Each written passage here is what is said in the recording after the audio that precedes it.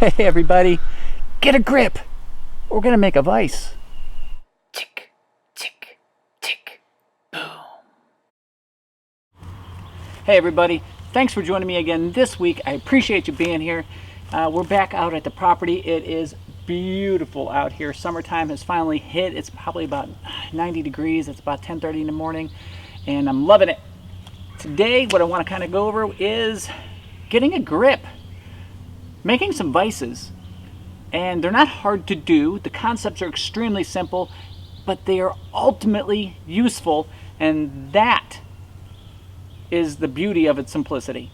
All right, so basically what I've got here is a piece of 36 bank line, guys, and it's about I don't know, 5.5, 6 feet long. Really, that's up to you how long you want to make it. Now what I've got here in my lap is just a hunk of split wood and another smaller round of split wood, and then we're just going to say that this is the piece of wood that I want to work on. If I want to drill a little hole in this or something along those lines. So we're going to put that on the ground. Now we're going to take this right here and loop it underneath the foot, underneath the toe area. So the whole premise is once you loop it under and you have it tight up at the top, once you put your toe down, that creates all the force to hold the two blocks of wood together, and subsequently the piece that's in the center is being held tight as well. And we're just going to bring this up here. Now this doesn't have to get complicated, guys. All we're going to do is just make a timber hitch. And the great thing about number 36 bank line is that it grips on itself so easily. So you can just pull that kind of tight. Now I've looped it over itself, I don't know, maybe 6 times. So if I want to work on this piece of wood right here, I would just slip it in just like that. Go ahead, pull it tight, and now what's happening is if you need to do a couple more loops, you do a couple more loops, but this is causing the friction from the downward movement. That ain't really going anywhere. I can work on this now with both hands if I really had to. So if I wanted to put a hole into it, I'm not working on the ground. I'm not bending over. I actually have some more control over this. I'm a little more relaxed. I'm sitting down. I have control over the wood. And notice I'm not working in between my legs. I'm working out to the side as well. So let's just say whatever you wanted to do, if you wanted to just carve away at it a little bit here, you wanted to make a flat,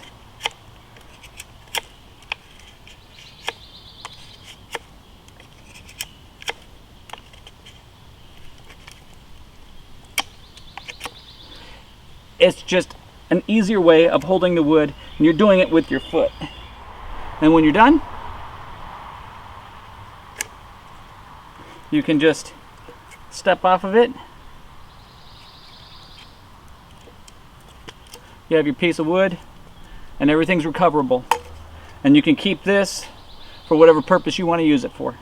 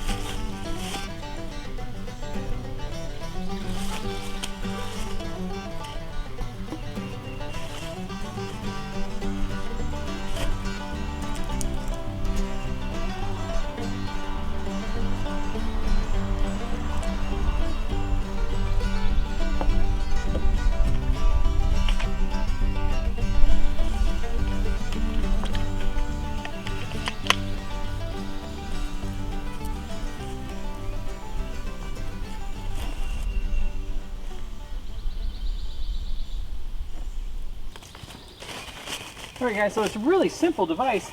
As you can see, you've got the string that runs between them. I have a cord that runs down towards the ground attached to that cord.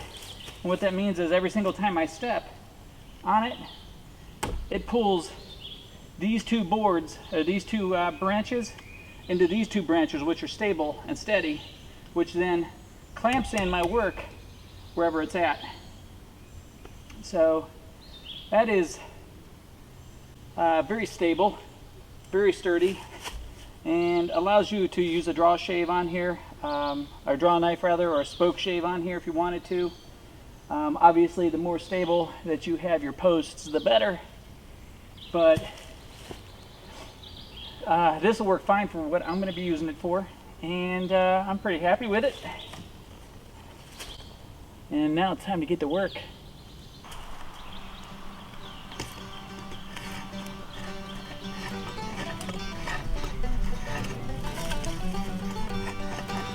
It's a bit wobbly for my liking. We're stabilizing it because it's supposed to be stable.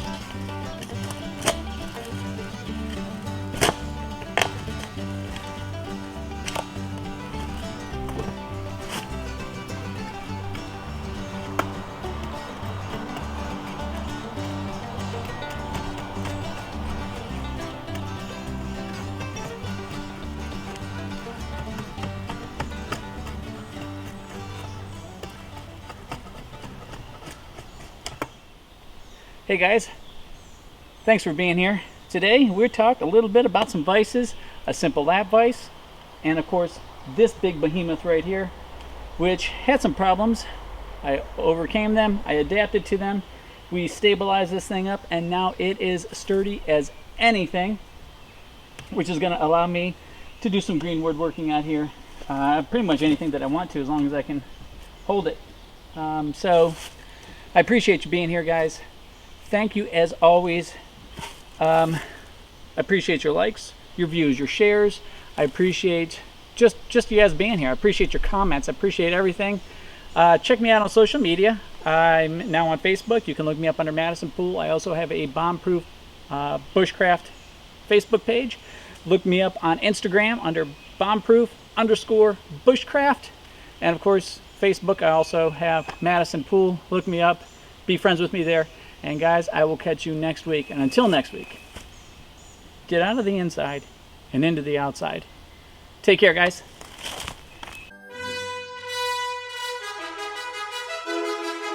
Whoa! Well, howdy there, folks.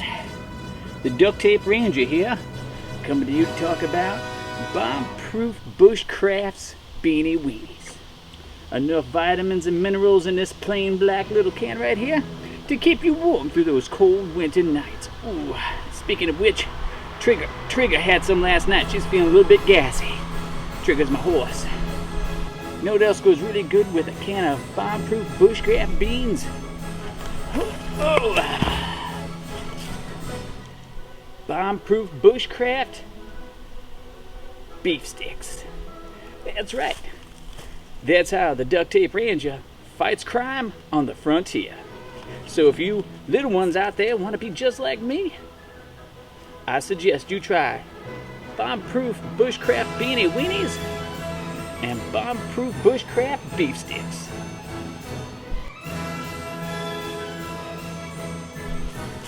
How do they pack all that goodness into such a small can? Well, folks, that's a secret that's as well kept as my secret identity.